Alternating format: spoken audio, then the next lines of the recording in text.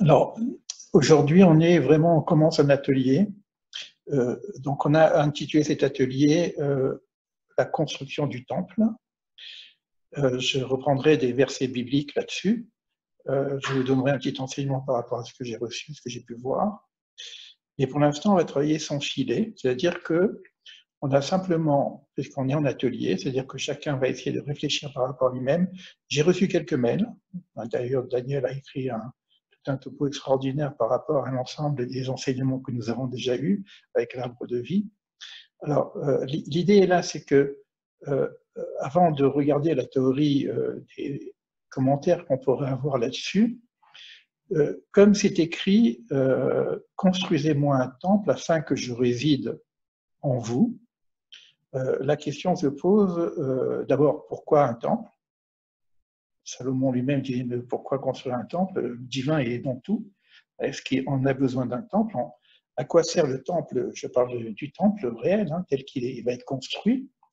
En quoi ce temple est important, non pas simplement pour la communauté d'Israël, mais pour le monde entier, puisque ce temple va s'appeler Or Lagoïm, lumière pour les nations. Maintenant, le fait est, c'est que nous allons arriver à la période, nous sommes déjà dans la période de la destruction du temple. Il y en a qui savent aussi que ce temple a été détruit, il était nécessaire qu'il soit détruit pour que le véritable temple soit construit. Donc on va travailler un petit peu sur cette idée de temple. Qu'est-ce que ça signifie de construire un temple à l'extérieur, dans le monde en tout cas, principalement à Jérusalem, qui a un rapport avec Jérusalem. Mais comme c'est écrit, afin que je réside en vous, du temps où il n'y a pas de temple, il y a tous les êtres humains qui pourraient être un temple. Donc ça veut dire que la construction du temple, elle est double. Elle est d'une part manifestée dans le monde extérieur, dans le visible, et puis d'autre part, il y a une possibilité de construire un temple à l'intérieur de nous-mêmes. Alors la question, on va rester aujourd'hui dans la théorie principalement, et puis la semaine où on continuera notre partage, j'espère que vous serez tous là, on passera à la pratique. Donc on amènera quelques pratiques, soit de méditation, kabbalistique, soit autre chose, je verrai un petit peu ce qui se fait, en fonction de vos propres participations. Voilà. Alors maintenant, vous avez la parole. J'aimerais savoir, là, restez simplement naturel. Qu'est-ce qui vous vient à l'esprit, ou ce que vous m'avez envoyé, mais à partager entre nous, en ce qui concerne le temple? Pour vous, alors, il y a l'idée de qu'est-ce qu'un temple, pourquoi un temple, et qu'est-ce qu'un temple intérieur? Et puis on terminera, mais comment si vous pouvez aussi participer à ça, comment se manifester en tant que temple intérieur. Parce que si j'arrive à faire le temple intérieur, on va retrouver toutes les mêmes données du sens du temple, c'est-à-dire lumière. Quand je dis lumière pour les nations, c'est lumière pour l'extériorité. Chacun d'entre nous, s'il arrive à se construire en tant que temple, il devient lumière pour l'ensemble. De quelle façon, comment? C'est le travail qu'on va faire pour notre atelier. Donc, voilà le sujet général. C'est un sujet extrêmement important, extrêmement profond. Je pense que là, on commence vraiment à toucher une des parties essentielles de ce qu'on peut appeler des besoins essentiels, les besoins de l'âme. Donc j'espère que, évidemment, on n'aura pas fini en 2 séances, hein, puisqu'on va passer après à d'autres séances, hein, puisqu'on va travailler après sur le bilan de l'âme, puisque ça sera certainement un thème qui va nous accompagner tout au long, d'abord tout au long de notre vie, et puis pour les personnes qui continueront à travailler avec nous, on va continuer après dans notre école, dans notre partage, à se construire en tant que temple. Voilà pour l'introduction. Donc, je vous laisse la parole. Alors, je note un petit peu en même temps pour essayer de participer à chaque fois au fur et à mesure. Alors, je suis tout à fait d'accord. Bon, on est tous d'accord avec tout ce que vous allez dire, hein. Il n'y a rien de faux, il n'y a rien de vrai, il n'y a rien de mieux, etc. Donc, je retiens quelques éléments qui vont nous aider à construire quelque chose entre nous. Évidemment, tu as parlé de conscience. pense que c'est le mot-clé aussi hein, de l'évolution de notre conscience. Parce que sans cette évolution de la conscience, comme tu viens de dire, on peut rien faire, on peut rien construire. Alors, cette notion, tu l'as associée à la connaissance de soi. C'est un grand classique, hein, se connaître soi-même et tu connaîtras l'autre, tu connaîtras Dieu. Donc, on peut parler de connaissance de soi et savoir qu'est-ce que vraiment le soi, qu'est-ce que je suis vraiment. Je fais de la reformulation pour qu'on puisse ensemble faire un bouquet. On va faire un bouquet. On va construire un temple. On va construire un temple entre nous. C'est ça qui est génial. Oui, oui. Ok. Merci, Louisia. Si tu as quelque chose à ajouter, c'est... Non, mais peut-être tout à l'heure. Ben, c'est super. Donc, tu reprends un petit peu ce qui a été un peu dit par Louisia pour la connaissance de soi. Avoir aussi des réponses. Évidemment, à partir du moment où on est connecté, comme tu viens de le dire, c'est beaucoup plus facile d'avoir de la connaissance, mais tu as ajouté quelque chose d'assez important, c'est la notion de l'ego, évidemment. S'il y a bien de moi, ben, il n'y a pas de place pour autre chose que moi-même. Donc, cette connaissance de soi, c'est vraiment le passage du moi au soi, c'est vraiment faire un travail intérieur pour vider une partie, en tout cas, de son identité au moi, à l'ego, pour laisser une place à autre que soi-même. Donc ça fait partie du Chimsum. Tu as parlé des enseignements qu'on a fait avec l'Aleph-Bet, évidemment. L'Aleph-Bet, avec ces deux lettres, on a tout. Hein. On peut dire qu'on a tout. Le Bet, c'est l'espace intérieur dans lequel il faut faire le désencombrement de l'espace. Je ne peux pas faire un cours sur toutes les lettres, hein, donc je ne rentrerai pas dans le détail, mais c'est intéressant de voir que on est en train de construire non seulement le temple, le nôtre, mais aussi en même temps, ça va être aussi des éléments qui vont nous aider pour le programme, avec l'aide de Dieu futur, puisqu'on apportera les éléments nécessaires pour qu'on puisse réellement passer à cette construction. Parce que là, on est dans la théorie, mais si on travaille ensemble pendant un an, croyez-moi qu'il va y avoir du déménagement. En tout cas, ça, je le sais pour les personnes qui m'ont déjà suivi. Merci, Javette. Voilà. Tu m'as fait le programme de l'année. Ah ben voilà, ben écoute. Bon, je vais reprendre quand même parce que c'est des choses tu as parlé de choses assez importantes. Bon, mais on verra toute l'année, hein, puis qu'on a, j'espère, qu'on sera encore ensemble par la suite. Parce qu'en 2 séances, on ne peut pas régler tout ça, évidemment. Ça me fait penser d'ailleurs à un changement que je suis en train de mettre en place. Parce que, comme je voulais dire, je passe de l'existentiel à l'essentiel. Et je cherchais un titre pour le coaching existentiel. Et j'ai eu ce titre, le coaching du vivant. Voilà, je vous l'offre là pour l'instant. En tout cas, si l'école s'ouvre, ça sera vraiment le coaching du vivant. Alors, Javette, tu as raison, parce que ce dont tu parles, si tu veux, la lumière dans les ténèbres, l'expérience des ténèbres, parfois est nécessaire. C'est une expérience initiatique aussi, que tout à chacun peut vivre ou ne peut pas vivre, mais il y a quand même un passage quand même à l'épreuve. Abraham a eu 10 épreuves, Jacob, je ne sais pas combien il en a eu. On ne passe pas comme ça des ténèbres à la lumière sans avoir vécu quand même une certaine épreuve. Comme tu l'as dit, c'est aussi une guerre intérieure. C'est vrai que la finalité, c'est bien travailler sur l'altérité du bête pour découvrir à l'intérieur du bête le Aleph. Bon, pour l'instant, à l'intérieur du bête, il y a le Yud. C'est comme ça que moi je présente la chose, que quand vous voyez bête, c'est Bat avec un Yud au milieu, bête. Et le Yud représente la particule divine qu'on peut accéder. Donc, tu parles de ces deux tendances, ça fait partie de la Torah. La Torah parle que l'homme a été créé avec ces deux tendances, on appelle Yetzer Tov, Yetzer Ra. Et lorsqu'on doit servir le divin, c'est marrant que le divin vient nous demander de le servir de tout notre cœur en faisant une faute d'orthographe avec 2 bêtes. On parle du bête, et les sages disent, mais bon, la Torah ne fait pas de faute d'orthographe, mais donc s'il y a 2 bêtes, comme il y a 2 alvéoles dans le cœur, hein, pourquoi 2 bêtes? Parce qu'il faut servir Dieu de ces 2 tendances. de cette tendance, comme tu viens de l'exprimer, de cette tendance animale, oui, elle s'appelle aussi tendance animale, et de cette tendance spirituelle. C'est-à-dire que c'est concilié, il n'y a plus d'ennemis dans cette idée-là, ce que tu as appelé de la réconciliation, tu as appelé ça de la paix, une paix incarnée. Et non pas une paix simplement, c'est pour ça qu'on va travailler pour incarner cette chose-là et non pas simplement avoir que des théories. Cette paix incarnée, c'est le mot paix, il faut le transmettre en hébreu, qui s'appelle plénitude. La plénitude, ça veut dire, c'est comme tu viens de dire, la conciliation entre les deux tendances. Et je suis tout à fait d'accord avec toi, on n'a plus le choix aujourd'hui. Ce qu'on vit aujourd'hui, c'est énorme, et c'est vraiment le temps de se prendre en main. Ça passera par des difficultés, ça passera par des souffrances. Et tu as dit une phrase que je souligne parce que elle me plaît beaucoup, parce que j'en parle souvent, parce que souvent dans les présentations extrême-orientales de l'éveil, on essaye d'annuler l'ego.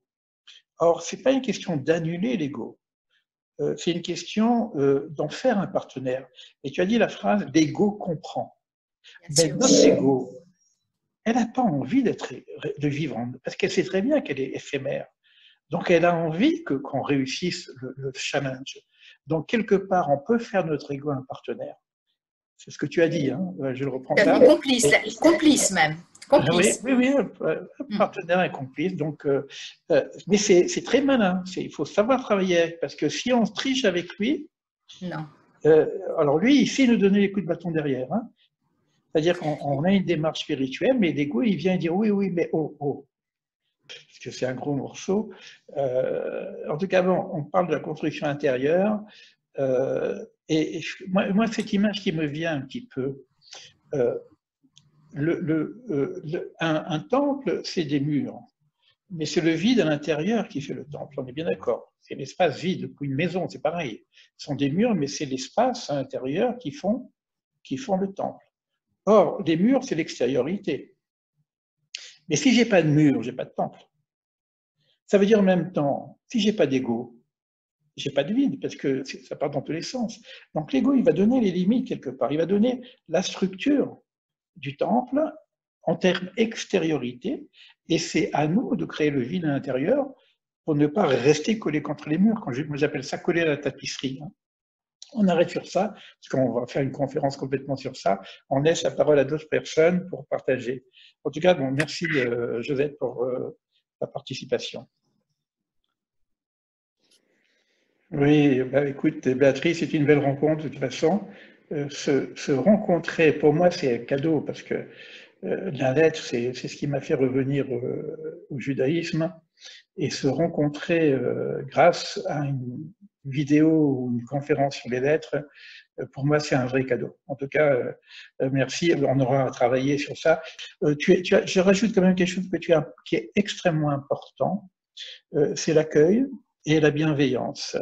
Parce qu'on parle du temple, hein, on parle de philosophie générale. Et c'est le thème de base pour le temple. Parce que le temple, c'est une lumière vers l'extérieur. C'est un accueil des gens de l'extérieur. C'est pas quelque chose que je construis que pour moi-même. Si j'arrive à vraiment l'intégrer, à ce moment-là, il y a un rayonnement qui fait. Le temple a été détruit, je vous apporterai des textes après, le sens du temple, qui est le sens de l'amour du prochain, et le temple a été détruit à cause de la haine. Parce que les gens ne s'entendaient plus. Même la spiritualité peut nous diviser. D'accord? Donc, il y a une notion dans la construction du temple de dire que ça a été dit un peu tout à l'heure. Donc, on a parlé d'altérité. L'altérité, c'est moi avec moi-même, mais c'est aussi moi avec l'autre. Alors, il y a les deux autres. Il y a le autre avec un grand A, le divin. On pense que le temple, c'est simplement se remplir du divin. Pas que ça. Pas que ça. Il y a aussi l'altérité avec son prochain, qui est notre propre visage, hein, le reflet du... Bon, il y a beaucoup d'écrits qui ont été écrits par Lévinas, etc. là-dessus, mais et c'est dans le bête en tout cas, parce que le bête c'est deux. Donc, merci Béatrice. Merci à toi, Elie. Merci à vous tous. Restez jusqu'à la fin, parce que moi je vais vous apporter des éléments quand même assez importants sur le temple. Hein. Alors, qui prend la parole maintenant? C'est très simple, mais tu dis tout en même temps. C'est bon, c'est la rencontre avec le divin, c'est la rencontre avec soi-même, comme tu le dis, avec cette partie supérieure, cette partie cosmique. Ça a été déjà dit, mais bon, il y a le mot sagesse que tu as ajouté quand même, tu vois, comment je prends des petites perles, etc. Le mot sagesse, la chorma, hein, dans l'arbre de vie.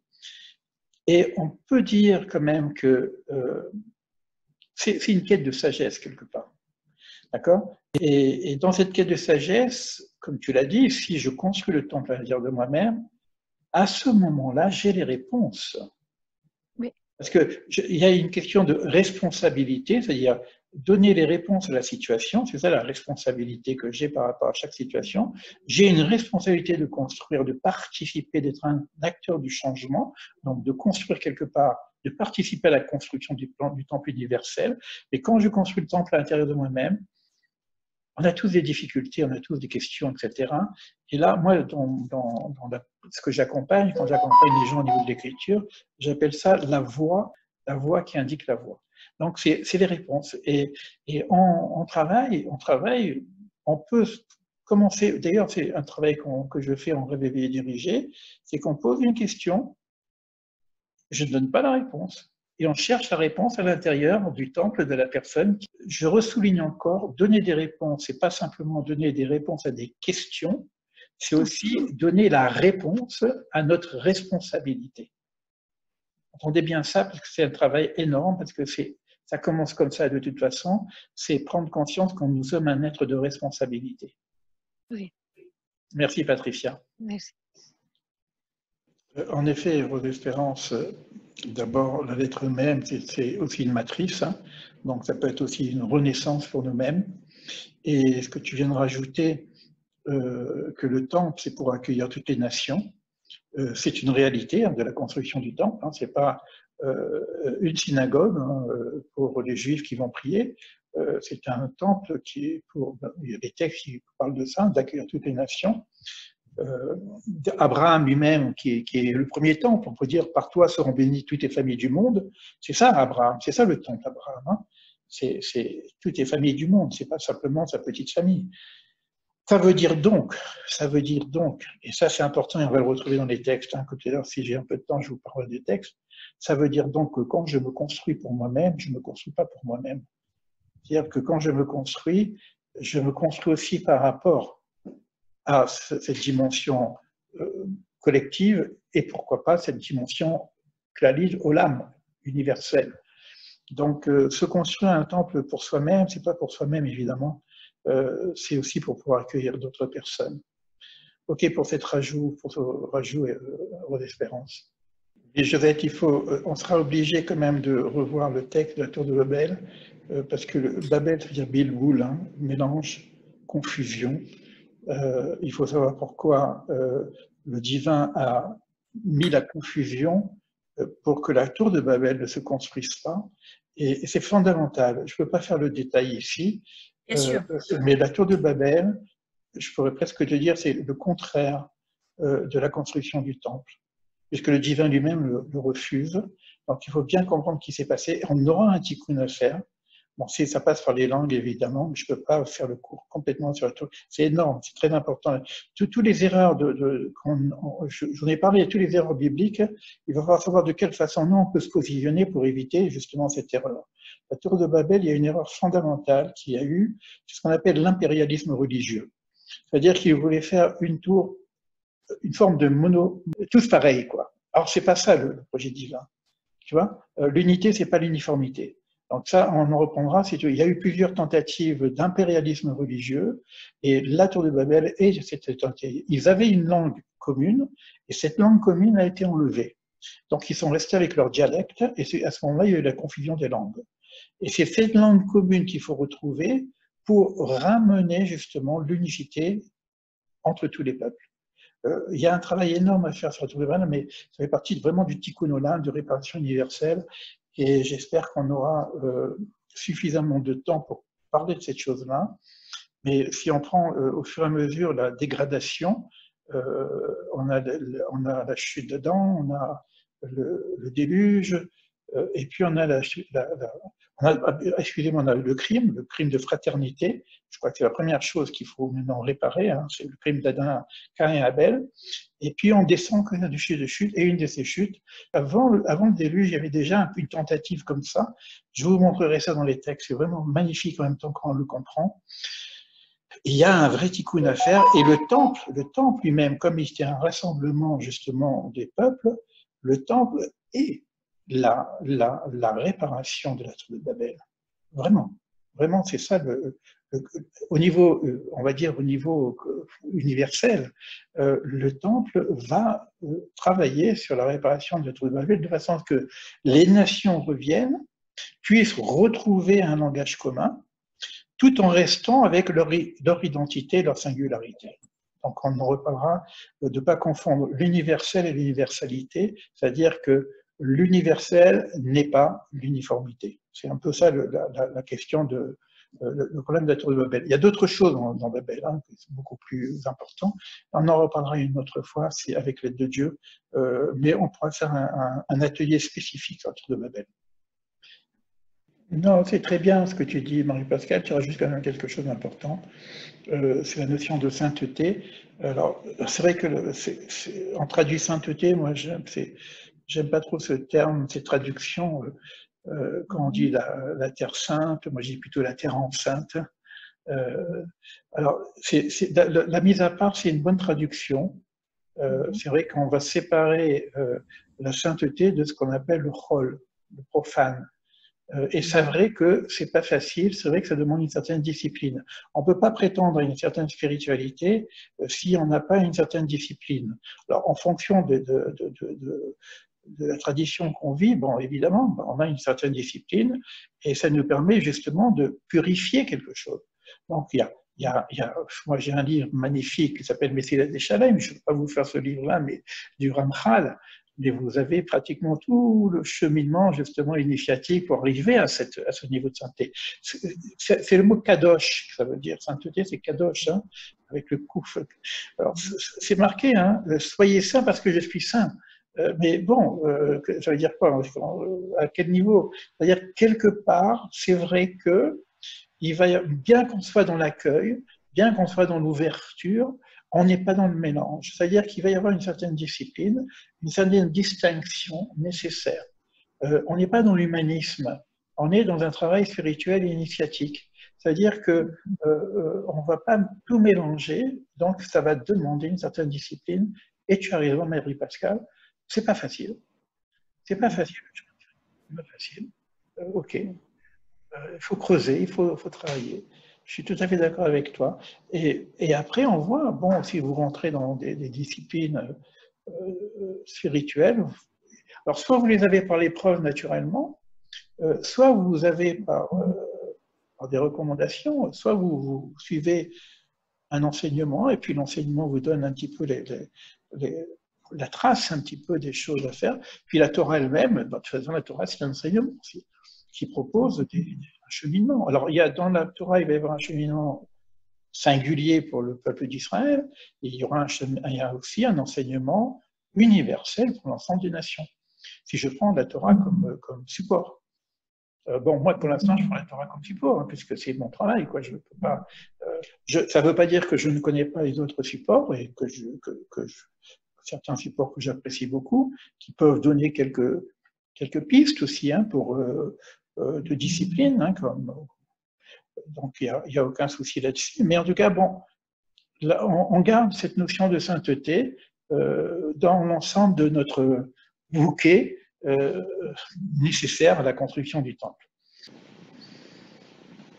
Mais tu sais, Daniel, je reprendrai ton travail, parce que lorsqu'on va avancer, parce que tu as quand même fait une synthèse, bravo en tant qu'élève en tout cas, hein, oui. Tu as fait une synthèse quand même de tous les enseignements qu'on a fait pendant le confinement, en reprenant la structure de l'arbre de vie.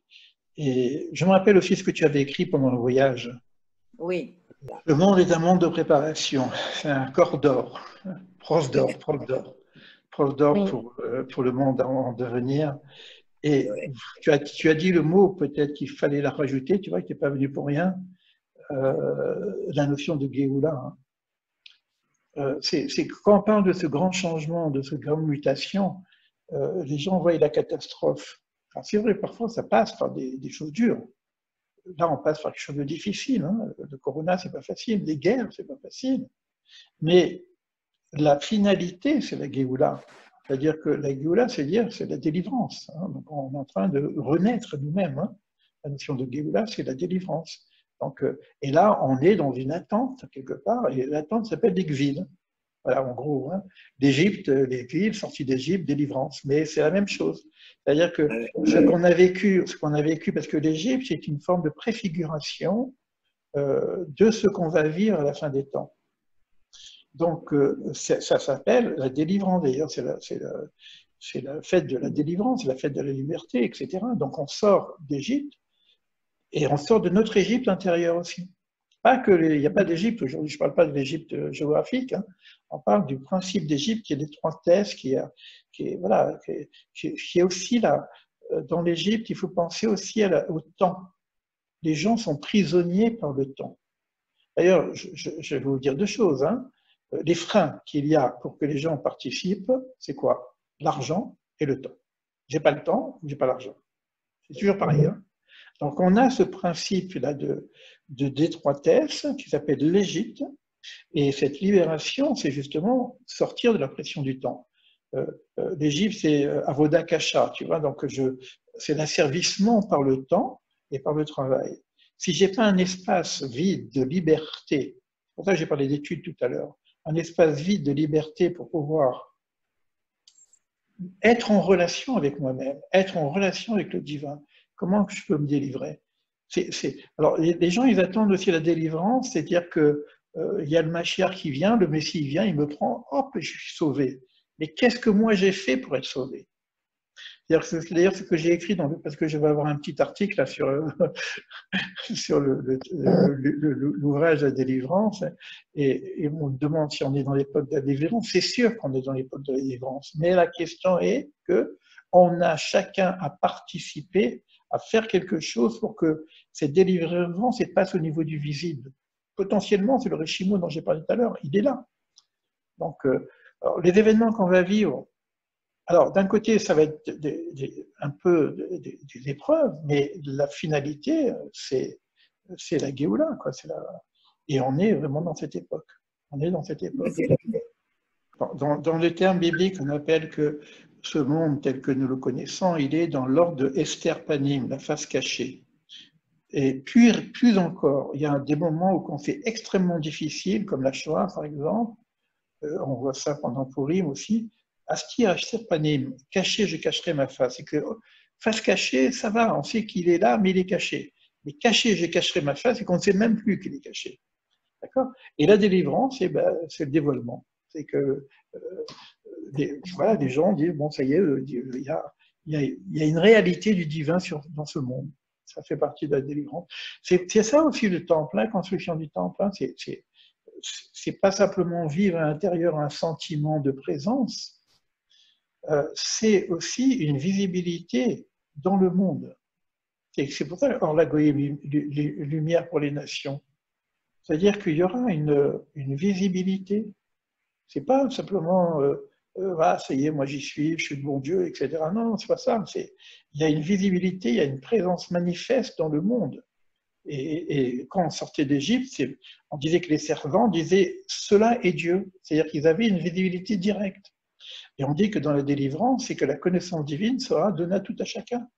Donc, et nous sommes des ouvriers, quoi, des ouvriers de la construction du temple, quelque part, c'est un peu ça, quoi. Merci Rana d'être là, en tout cas, tu nous as donné un peu d'inspiration en plus. Je voulais juste dire, oui. Quand tu as dit prose d'or, tu t'es un peu mélangé et j'ai entendu cœur d'or. Cœur d'or. Oui, puisqu'on travaille sur Tiferet. Il faut transformer notre cœur de pierre en cœur d'or. Prose d'or. Tout le monde connaît ce terme puisque c'est un terme que j'ai beaucoup utilisé. Nous sommes dans un prose d'or, c'est-à-dire un couloir qui est en provision. Nous sommes en préparation. Ce monde-ci est un prose d'or, est un monde intermédiaire pour le vrai monde, en devenir.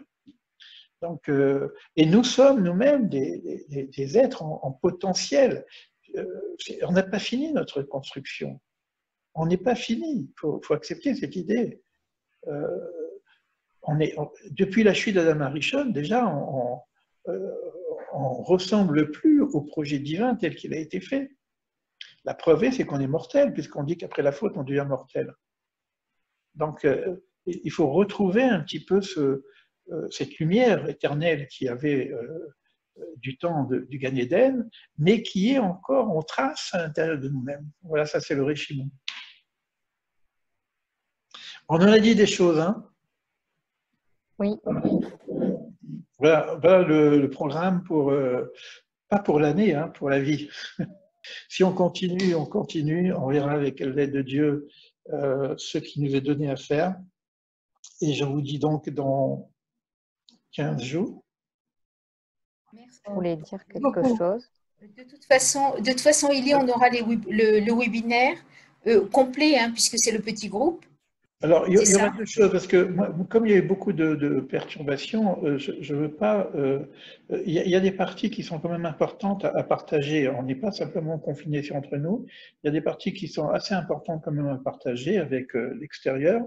Donc, moi, ce que je fais, c'est que... Parce qu'il est temps... Allez, bonsoir, à bientôt. Bonne... Au revoir. Vous pouvez m'écrire pour vos impressions personnelles, hein, que je puisse avoir quelques idées quand même. Hein. Et puis, si vous avez des besoins personnels, toujours pareil, vous m'envoyez un petit mot. Bon, là, je pense que tout le monde a fait exprimer. Est-ce qu'il y a d'autres personnes? Encore une personne qui va exprimer? C'est ouvert. Hein. Sinon, je prends la parole. Je prends la parole? Je n'en ai pas assez dit jusqu'à présent. Alors, je vais vous lire quelques petites perles que j'ai ramassées.